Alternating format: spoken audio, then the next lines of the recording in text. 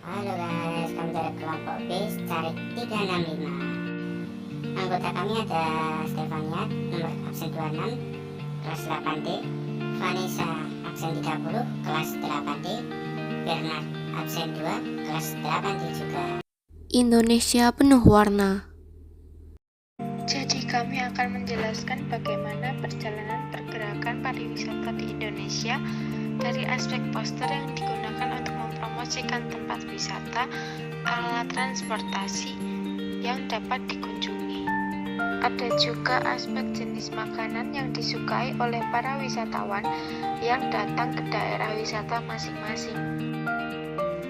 Dan yang terakhir, bagaimana kita sebagai anak bangsa mampu menumbuhkan rasa kebangsaan dengan anugerah yang Tuhan berikan berupa keindahan alam sehingga banyak wisatawan mancanegara datang ke Indonesia. Berikut adalah penjelasan kami. Disimak ya. Apa itu poster? Poster adalah karya seni atau desain grafis yang memuat komposisi gambar dan huruf di atas kertas berukuran besar atau kecil. Poster yang akan saya bahas adalah poster iklan pariwisata Indonesia. Biasa digunakan untuk mengajak kita untuk tertarik mendatangi tempat wisata tersebut dengan keunikan yang dapat diingat dalam poster tersebut. Poster pariwisata biasanya ada poster iklan sebuah tempat pariwisata. Ada juga iklan sebuah maskapai pesawat atau transportasi lainnya. Bisa juga restoran yang menarik untuk dikunjungi wisatawan atau turis yang datang dari berbagai kota bahkan negara. Sejak zaman dahulu, poster iklan sudah digunakan banyak orang sebagai media promosi. Pada zaman dahulu, poster ditempel pada tembok, tiang listrik, papan pengumuman, dan tempat-tempat strategis lainnya untuk menarik khalayak umum. Tetapi di zaman sekarang tidak menutup kemungkinan untuk menyebar poster seperti hal berikut. Tetapi pada zaman yang sudah canggih ini, poster bisa disebarkan lewat platform media sosial yang sedang berkembang pada saat ini. Nah, apa sih perbedaannya? Tentu poster yang dibuat zaman dahulu berbeda dengan zaman sekarang. Poster zaman dahulu menggunakan desain yang sederhana, dan poster yang dibuat juga menggelitik dan memiliki pesan tertentu di dalam posternya. Sedangkan poster zaman sekarang menggunakan desain-desain yang lebih unik, menarik, dan menggunakan teknologi canggih yang sudah dapat ditemukan pada zaman yang serba modern ini. Desain posternya lebih colorful, desainnya juga keren dan lebih kompleks.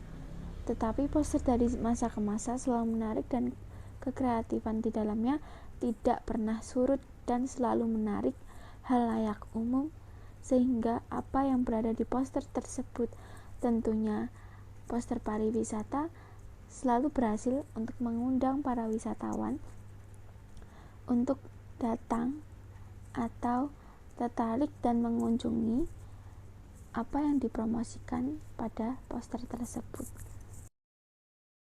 Poster adalah sebuah plakat yang mungkin sudah sering kamu temukan di tempat umum. Secara umum, poster ini memiliki tujuan untuk memberikan informasi, mengajak, dan menghimbau banyak orang untuk melakukan sesuatu seperti apa yang digambarkan atau dituliskan pada poster tersebut. Oke, lanjut berikutnya tentang perbedaan makanan Indonesia dulu versus sekarang nih. Bagaimana pendapat Anda tentang makanan atau minuman zaman dulu dengan sekarang? Menurut saya, makanan pada zaman sekarang itu lebih beragam ketimbang makanan pada zaman dulu. Mungkin seiring dengan perkembangan teknologi, jadi lebih memudahkan manusia untuk menciptakan atau membuat sesuatu yang baru. Dan menurut saya, makanan zaman dulu itu semuanya serba alami. Tidak ada yang namanya formalin dan bahan kimia lainnya. Soal rasa juga alami. Kalau zaman sekarang malah banyak yang menggunakan pengawet, formalin, bahkan kimia lainnya. Jadi kita harus berhati-hati juga dalam memilih makanan. Berikut contoh perbedaan antara makanan zaman dulu dan zaman sekarang. Contoh yang pertama, air minum. Air minum biasa, itu pada zaman dahulu, dengan infus water zaman sekarang. Minuman ini ada sedikit perbedaan, di mana infus water cara membuatnya adalah dengan meredam buah-buahan seperti apel, lemon, jeruk, dan lain-lain. Yang kedua, ayam goreng. Ayam goreng kremes itu yang pada zaman dahulu dengan ayam goreng mozzarella zaman sekarang. Mungkin ayam goreng kremes sudah sangat biasa. Sekarang banyak sekali yang mencampurkan topping pada ayam goreng. Salah satunya mozzarella. Yang ketiga, kue atau roti kecil. Kue cupit. Itu zaman dahulu. Dengan yang sekarang mungkin diberi nama kue cupit aneka rasa dan warna. Itu yang zaman sekarang. Kue cupit zaman dahulu itu biasanya mempunyai warna kekuningan dan diberi topping coklat atau keju, atau bisa dicampur juga jadi menjadi coklat keju. Namun kue cupit zaman sekarang mulai berkembang, mulai beraneka ragam. Ada yang berwarna hijau, itu mempunyai rasa green tea, merah, red velvet, dan juga biru, rasa bubblegum. Yang terakhir, yang kelima, es krim cone zaman dulu, dengan es krim aneka topping dan bentuk zaman sekarang. Kalau dulu es krim hanya dengan rasa standar seperti vanilla, stroberi, atau coklat, saat ini varian es krim sudah berkembang, bahkan ada pula es krim rasa coklat cabai, ada juga rasa green tea. Apalagi bentuk es krim juga beragam, salah satunya dalam batok kelapa. Masih ada, jangan di close dulu. Oke, lanjut. Pendapat Anda sendiri, bagaimana cara menumbuhkan semangat kebangsaan? Cara menumbuhkan semangat kebangsaan itu sangat beragam.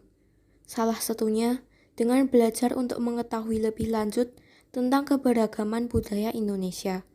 Jika kita sudah mengetahui beragamnya budaya Indonesia, tentu saja kita harus bangga.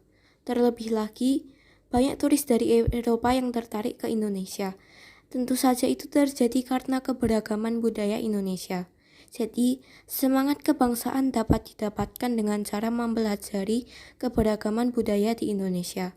Tentu saja, cara mempelajari kebudayaan di Indonesia zaman dahulu dengan zaman sekarang berbeda.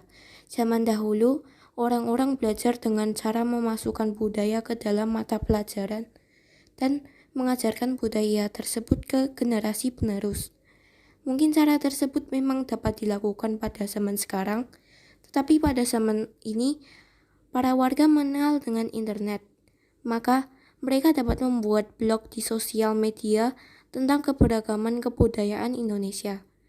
Blog tersebut dapat diakses oleh orang dari luar negeri, sehingga orang luar negeri juga dapat mempelajari kebudayaan Indonesia dengan mudah. Jadi itulah perubahan aspek-aspek dalam kehidupan yang terjadi pada masa dahulu dan sekarang. Ah iya, jangan lupa untuk like video ini ya. Terima kasih.